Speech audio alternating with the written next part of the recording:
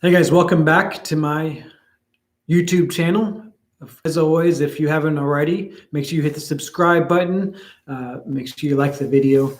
And also, if you have questions or comments on what we can do better, questions you want to ask, things that you're not sure about, go ahead and put them on the comments section below, and we'll talk about it. And hopefully, we can get to those things. And so, the first thing that we want to talk about when we're talking about kings and priests is the first example we have of a king who was a priest. Now, if you don't know what I'm talking about and you need a little bit of a background, make sure you go back to the king and priest overview. It's the video before this on my channel and on the playlist that we're on.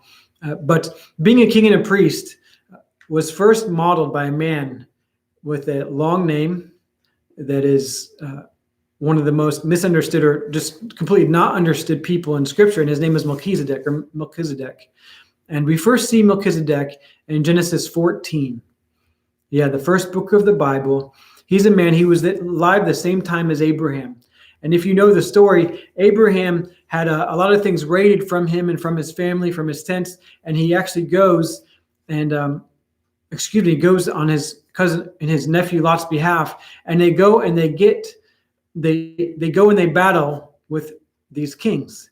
Back in that day, kings weren't necessarily sovereign over huge nations like we know of today, like China or like the United States. They weren't necessarily that large. They were usually city-states, and some of the city-states would link together and they would be part of an empire or something like that. But these kings weren't kings like we think of Napoleon, Napoleon was a general, but they weren't those kind of characters like a Genghis Khan. They weren't that big. These guys weren't taking the world over. They were kings of like I said, city-states or small nations. And so when Abraham defeats them, afterwards, what he does is he regains everything. He gets all of the plunder from all the people's stuff that he's gotten back on their behalf, Lot and some other guys, and he takes it and he gives 10% of what he got. He tithes to a priest who was the king of a nearby city called Salem. Melchizedek, the king of Salem. Melchizedek comes out and he gives Abraham communion. They take communion together.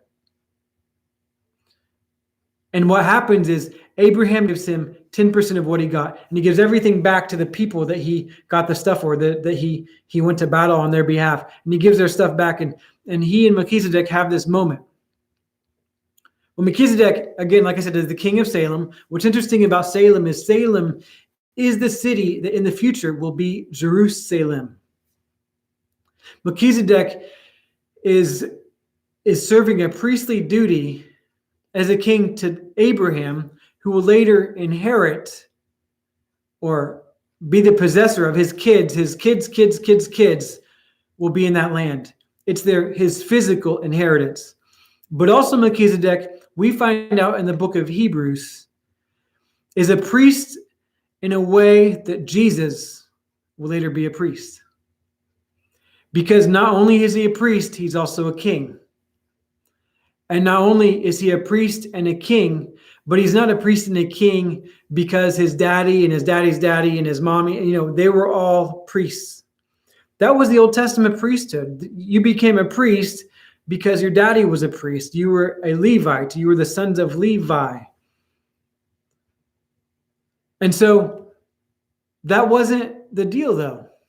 You didn't come because Aaron was your daddy or you were a Levite or anything like that. You came because you were, for Melchizedek, it says that he had an indestructible life. It wasn't where his life came from. It was the power resident in his life. And it says Melchizedek did not have a beginning or an end of his days. Now, some people say, well, it just wasn't recorded in the Old Testament. So this is kind of like a picture of what Jesus is like because he didn't have a beginning. And Jesus was uncreated. And so, but whatever it is, it says that Melchizedek has an indestructible life, which means that there is no death. It doesn't have anything in him. And he can serve because there has not been a separation from God that brought the curse of death in. Remember the tree of the knowledge of good and evil? You shan't eat of that because what will happen is this, and the curse comes in the Garden of Eden. But Melchizedek, for whatever reason, whether it's just as a type or as a foreshadowing of what's to come, or if he was maybe Jesus in the flesh, or whatever people think of him, whatever reason, Melchizedek was able to minister from the power of an indestructible life. Maybe he had a relationship with God where God revealed the new covenant beforehand so he could do this. We don't know.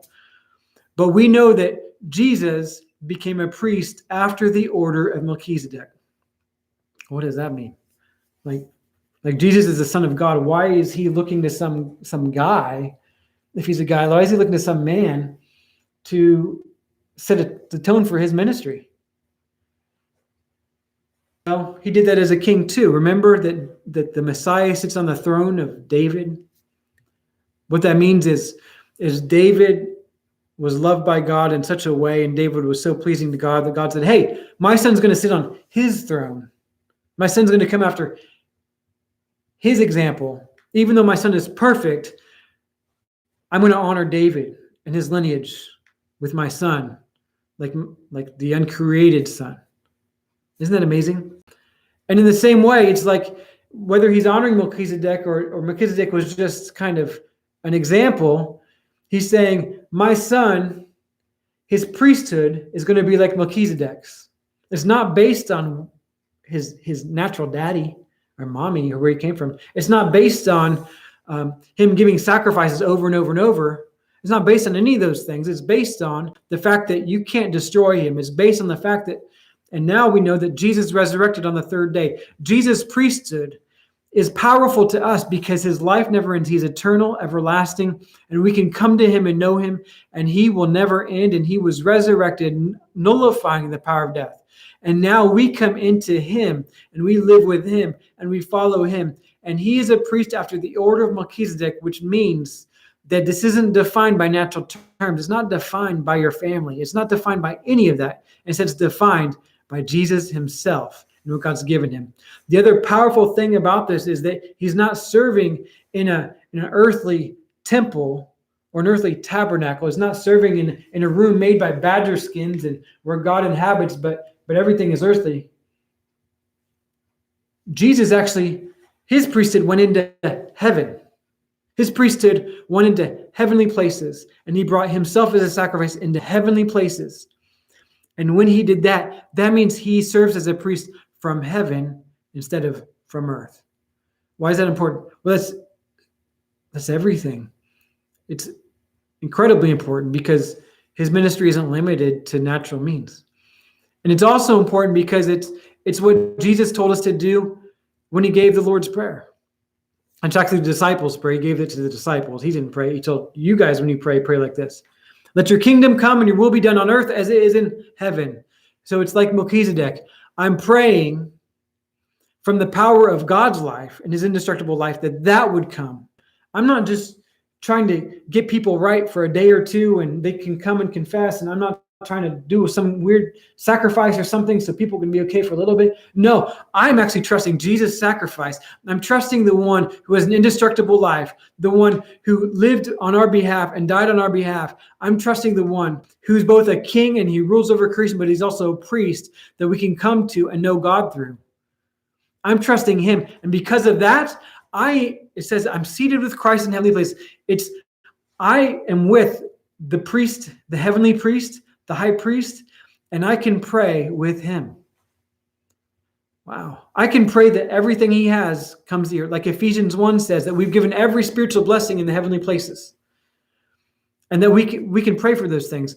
I mean, a spiritual blessing is more powerful than a natural blessing. When you see spiritual blessings come, if I've been given every spiritual blessing in heavenly places, when spiritual blessing came to Abraham, God said, I bless you, I'll multiply, I'll do this. Abraham became a wealthy man. Abraham had kids that followed God. Most of them. Abraham became a guy that was just blessed everywhere that he went. Does that mean that you're going to have health and wealth and power everywhere that you go and everybody's going to like you and they're just going to fawn over you and fall at your feet? No, that doesn't mean that. But it does mean that when God gives you spiritual blessings and you receive them, it changes things around you as well. That's the power of a heavenly priesthood.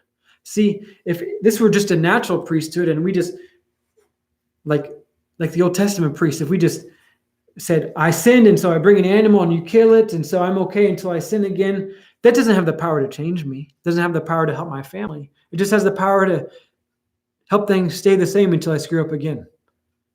But a heavenly priest, an indestructible life, can change me. It can heal me. It can restore me. It can restore my body. It can dissolve a tumor. It can make my mind clear. It can free me from arthritis and guarantee I don't have Alzheimer's if I can connect with that reality, if I can connect with that truth that God gave.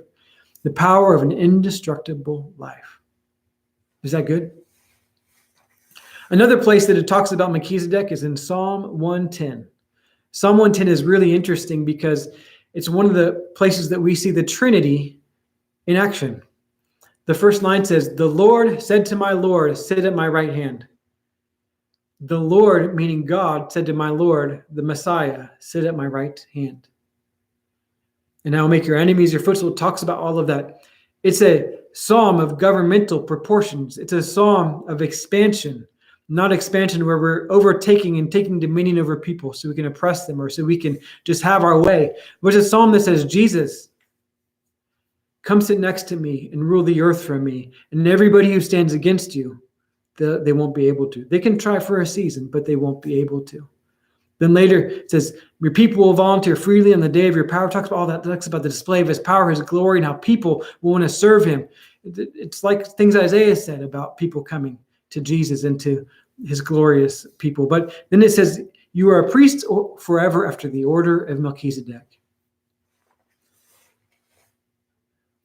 That means that this Lord that they're talking about is greater than Abraham because Abraham had to come to him. He's God that's able to give people communion with God, restore them in relationship with God.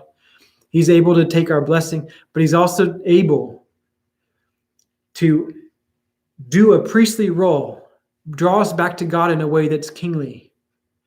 It restores us to a kingly dignity in the earth. Now, some of us think, or we've seen it before, well, you're saying that because we have a kingly role, that we should be able to rule over everybody else. That's not what I'm saying. It's actually a kingly role that's open to anybody because salvation is open to anybody. Jesus died for all. Jesus, if you don't know him, he died for you. He gave his life for you. He would have given it only for you. And so when he died on the cross and he shed his blood for us, he gave himself for us. He was a priest that brought his sacrifice before God for you, for everybody, whether you're in Saudi Arabia, whether you're in Australia, whether you're in New York City or the Upper Peninsula in Michigan or in Canada, no matter where you are or who you are or what you've done or however bad you think you are. Jesus already knew when he gave the sacrifice, and he made the sacrifice for you. So you can come to him and receive new life, fresh life from him because you give him your life and turn to him and follow his ways. And what that means is that the worst of us, when we're redeemed and restored, we can grow and actually have the authority of Jesus and live it in a gentle, loving way like Jesus did. Isn't that amazing? He makes us kings and priests to our God because he's a priest after the order of Melchizedek. 13 minutes ago, you might not have understood what any of that meant. Hopefully it makes sense to you now. He's a king after the order of priest after the order of Melchizedek, a king and a priest. Isn't that amazing? He's not just a priest that brings people to God, but he has no power to change the world around him. The Old Testament priests couldn't do that. In fact, they were kept from doing that. Now, he's also not a king that's able to rule over people, but he's not able to know God. He doesn't have a closeness and intimacy with God that changes him. He doesn't have anything keeping his heart tender, so he treats people well. In fact, actually, he's a king and a priest, so he can come to God and he can have a tender heart. It says in Hebrews that he's able to come before God on our behalf, and he understands our weaknesses and he can deal gently with us because he knows God, but also because he understands what we're going through. Isn't that amazing?